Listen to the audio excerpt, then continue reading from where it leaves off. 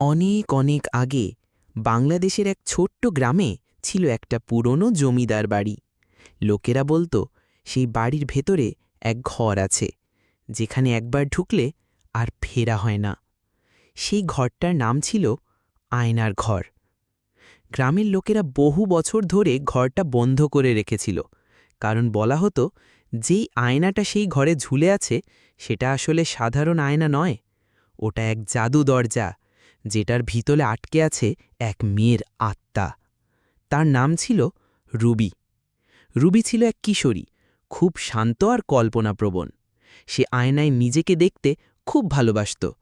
কিন্তু একদিন জমিদার বাড়িতে বেড়াতে এসে সে আয়নার ঘরে ঢুকেছিল, আর তারপর থেকে কেউ তাকে আর দেখেনি।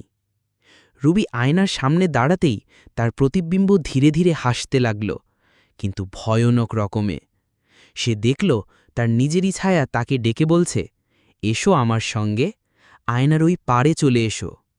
সেই ছায়া ছিল কালচোখ, এক প্রাচীন আত্মা, যে সুন্দর শিশুদের প্রতিচ্ছবির মাধ্যমে ধরে ফেলে আর তাদের মনে ভয় ঢুকিয়ে দিয়ে ওর জগতের ভিতর বন্দি করে রাখে। রুবি ভুল করে আয়নার উপর হাত চাকতেই হঠাৎ চারপাশ ঝাপসা হয়ে গেল।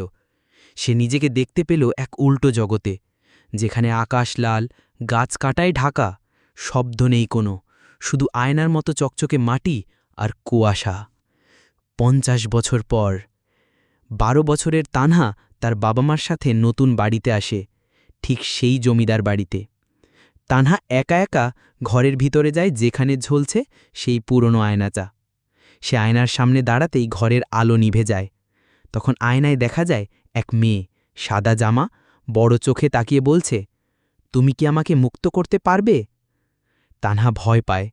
মেয়েটি বলে, আমি রুবি, আমি আয়নার ভিতরে আটকে আছি। তানহা নিজেকে আয়নার ভিতরে দেখে, তার ছায়া এখন আয়নার বাইরে দাঁড়িয়ে। রুবির আত্মা বলল, আমাকে মুক্ত করতে হলে কালচোখকে আয়নার ছায়া থেকে ডেকে আনো আর সাহসে তাকে হারাও। তানহা বুকের ভেতর থেকে একটা ছোট্ট পাথর বের করে, তার মা দিয়েছিলেন সাহসের প্রতীক হিসেবে। সে আয়নার দিকে তাকিয়ে বলে, কালচোখ, বেরিয়ে আয়, আমি ভয় পাই না। আয়নার মধ্য থেকে বের হয় এক কালো ধোঁয়া, ঘর কাঁপতে থাকে। তানহা পাথরটা ছুঁড়ে মারে আয়নার দিকে। টনটন, ঝনঝন, আয়না চৌচির। তানহা জ্ঞান ফিরে পায়, দরজা খুলে গেছে, আয়না ফেটে চৌচির। রুবির আত্মা মুক্ত। পুরনো কেয়ারটেকার এসে বলে, তুমি পারলে, ৫০ বছর পরে কেউ আয়নার ভিতর থেকে ফিরে এলো।